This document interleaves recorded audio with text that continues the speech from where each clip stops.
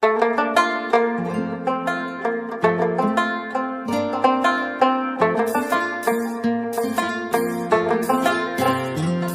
الله الرحمن الرحیم. السلام علیکم. زه یم پروفیسر ډاکټر جاوید اقبال فاروقي او تاسو ګورئ زما یوټیوب چینل هیلث ایجوکیشن. ناظرین، څنګه چې ما مخکې تاسو ته ویلي وو چې زما په ویډیو چینل باندې چې کومې ټولنه زیاتې ویډیوز کتلې شوي دي، دا کوم موضوع باندې چې خلکو زیات ویډیوز کتلې دي په زرونو بلکې په لکونو، هغه د فیټي لیور یا د جګر چربۍ متعلق چې ما کوم کې بحث کړی دی، ما کوم ویډیوز شیر کړی دي، هغه متعلق خلکو هغه ویډیوګانې ټول زیات کتلې دي. هغه ویډیوګانې یو کال دوه کاله زړې وي. میډیکل ساينس روزانه ترقی کوي، روزانه نوې نوې انفارمیشن راځي، نوې نوې ډیټا راځي. نو دې لپاره زما دا فیصله وکړه چې کوم ټول عام ټاپکس دي هغه کې فیټي لیور سره فهرست دی، هغه باندې زه یو نوې اپډیټډ ورژن د ویډیو سیریز تاسو سره شیر کوم چې کوم انفارمیشن نوې راغلي دی یا چې کوم انفارمیشن لږ زور شوی دی هغه تاسو ته پته ولګي. او دا لاګ سیریز کوشش کوم چې په اسانه ژبه کې او ټیکنیکل خبرې پکې ډېر نه کوم چې کوم سیز عام پبلک ته پکار دی یا نان ډاکټرز ته پکار دی، هغه مطابق یا هغه په لیول باندې زه تاسو سره ډسکشن کوم. نو نن یو فارملی یا پراپر طریقې باندې موږ خپل ویلاګ سیریز شروع کوو د فیټي لیور د جګر چربي متعلق. نن به موږ دا ګورو چې فیټي لیور ډیزیز وایي ستا او د فیټي لیور یا په جګر کې چربي جمع کیږي سلا یا دا څنګه جمع شي. نو لومړنی سوال چې فیټي لیور ډیزیز څه ته وایي یا د جګر چربي څه بیماری ده؟ نو د فیټي لیور مطلب دا دی چې د جګر په خلیو کې یا جګر چې د کوم سیلز نه جوړ دی هغه کې دننه چربي جمع کېدل شروع شي. یاد ولرئ چې د عام صحتمند جګر کې چربي عام طور باندې موجوده وي، خو دا ډېره کمه، یعنی د جګر چې څومره وزن دی د هغې 15% نه هم کم چې دی هغه د دې چربي وي. چې یو 2.5 کیلو وزن د جګر چربي موږ دا والو چې چلو زه 1 کیلو وزن دی، اگر چې دا تقریبا 2 نه واخله 2 کیلو اوسطن یا 1.5 نه واخله 2.5 کیلو پورې کېدی شي. زمونږ وایي چې 1 کیلو وزن دی د جګر، نو دې کې دا 50 ګرام نه کم چې دی هغه به دا چربي وي او نور به چې دی نور سيزونه کده د 50 ګرام نه زیات شو نو بیا چې دی د دې ته به موږ فیټي لیور ډیزیز وایو.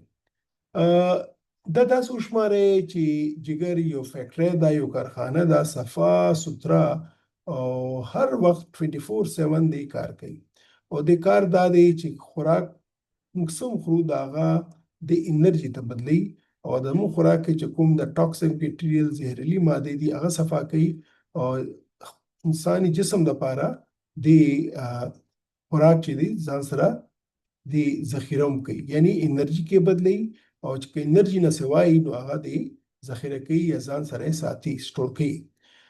چې کله په دې چربي کې د فیکټری کې چربي جمع کېدل شروع شي نو ورو د دې چې کوم نارمل پرفارمنس دی نارمل کار دی هغه هم خراب شي. ځکه اوس هغه کار نشي کولی څنګه چې کله فیکټری د هغه چې کوم او اسی دی هغه کې ګن جمع شي یا هغه کې نور د سيزونه جمع شي نو هغه پراپرلی کار نه کوي. دا سه د جګر چربي دا جګر چې کومه فیکټری دا د چربي له وجه نه هم صحیح پراپرلی کار نه کوي. اوس دا خبره چې جګر کې د چربي جمع کیږي څنګه دا ولې جمع شي؟ نو د دې یو وجه نه دا د دې ډېر وجه دي او عموما دا د ټول غټه وجه دا چې موږ کوم خوراک کوو هغه که زموږ د ضرورت نه زیات خوراک وي، خاص طور باندې چې موږ د شربتونه څکو یا چینی استعمالو یا سپین وړۍ استعمالو یا چې کوم بالکل د سره کړي سيزونه خورو نو دې له وجه نه کافي کیلوریز بدن کې دننه نزي او کیلوریز چې دی هغه چربي په صورت باندې جګر کې جمع کیږي. کدی نه علاوه د انسان جسم انسولین ریزिस्टेंसी نو هغه له وجه نه هم د انسولین چې پوره کار نشي کولی نو بیا هم جګر چې دی د وینې نه چربي او چتای او ځان سره سٹور کوي او ورو ورو چې دی د جګر د چربۍ له وجې نه جګر خپل کار پرېږدي او مسلې جوړې شي. نو که موږ وګورو چې کوم اسباب دي یا کومې وجې دي، نو هغې وجو کې ټوله غټه وجه خو دا ده د وزن سوا کې زیاتېدل یا اوبیسیټي یا موټاپاپن. که چا وزن د خپل نارمل رینج نه سوای نو هغې کې دا فیټي لیور چانسز ډېر زیات شي. بیا دویمه وجه چې دا هغه شوګر بیماري، دیابیټیس یا ټایپ 2 ډایبیټیس چې کومه کې انسولین صحیح کار نه کوي نو دې کې هم فیټي لیور ډیزیز جوړېږي.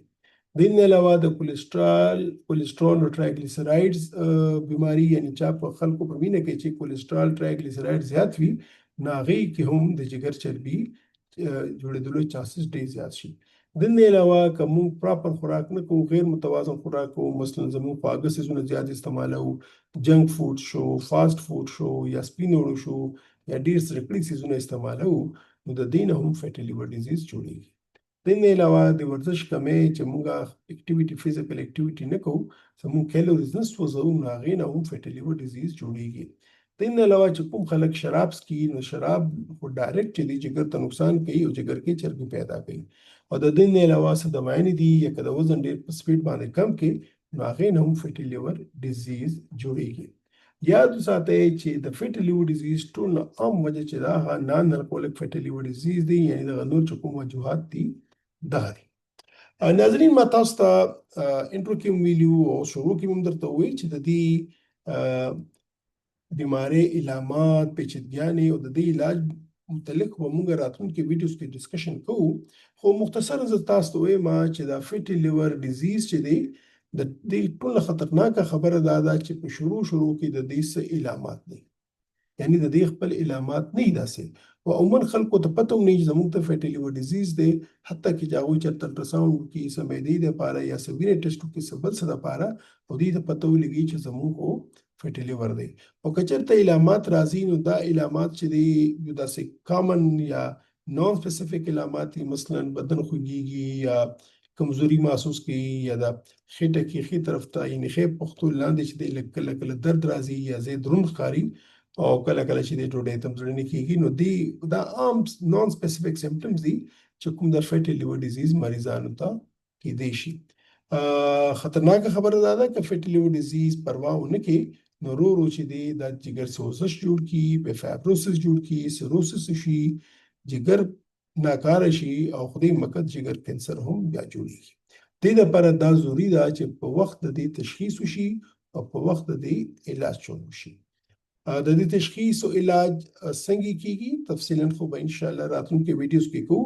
خو مختصرا درته وایم چې تشخیص لپاره چې د الټراساونډ مونږ کوو، د وینې لیور فنکشن ټیسټ کوو، عموما چې مونږ فایبروسکین کوو یا ایم آر آی کوو. دې نه پته لګي چې دا فیټي لیور ډیزیز شته او که نه او که شته نو څومره ایډوانس دی څومره سیریس دی. لومړنی چې کوم علاج دی هغه لازمي خبره ده چې دا صحتمند خوراک دی، پکې روزانه چې دی ګرځېدل، ورزش کول، وزن کمول او خپل شوګر او کولیسټرول هم کنټرول کول دي. د دې اوس دوايانې هم راغلي دي، هغې دوايانو باندې موږ تفصیلا خبرې کوو. او اوس دا ښه خبره ده چې انشاءالله په دې کال کې د کال آخري میاشتو کې او د نوي کال کې ډېر ښې دوايانې را روانې دي چې فیټي لیور ډیزیز به انشاءالله هغې مکمل علاج کېږي. فیټي لیور ډیزیز یو عام بیماری ده خو دا دی چې ریورسبل دی، دا ټوله ښه خبره ده. که موږ چېرته خپل خوراک خیال وساتو، زموږ وزن او یو طرز زندګي بهتره کړو نو زموږ جګر دوباره نارمل کېدی شي. انشاءالله راتلونکي ویډیوز کې به بیا موږ د دې بیمارۍ علامات، د دې مرحلې، د دې ټیسټونه، د خوراک څنګه پکار دی او مکمل علاج باندې تفصیلا خبرې کوو. ناظرین که دا ویډیو تاسو ته ښه لګېدلی وي نو لازماً دا ویډیو لایک کړئ، شیر کړئ.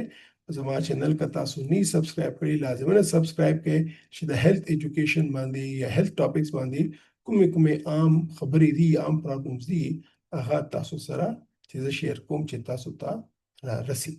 اجازه غواړم انشاءالله راتلونکي ویډیو کې به موږ دا ډسکشن کوو چې د دې فیټي لیور ډیزیز علامات څه دي، د دې مرحلې څه دي، کوم ټیسټونه به کوو، د دې خوراک به څنګه استعمالوو او د دې علاج کې کومې دوايانې نن سبا موجودې دي. اجازه غواړم تر هغې وخت پورې خپل خیال وساتئ. خداحافظ.